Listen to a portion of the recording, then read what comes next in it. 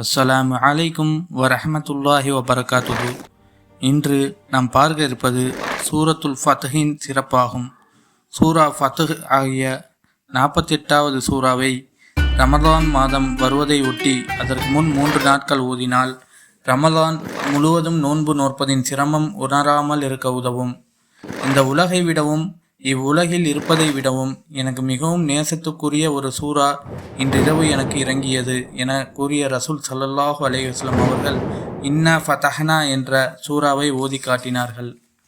ஃபத்ஹ் சூறாவை ஒருவர் ஓதினால் ரசூல் ஸல்லல்லாஹு அலைஹி வஸல்லம் அவர்களுடன் மக்கா வெற்றியில் பங்கு கொண்டதற்கு சமமான பயனை அடைவார்.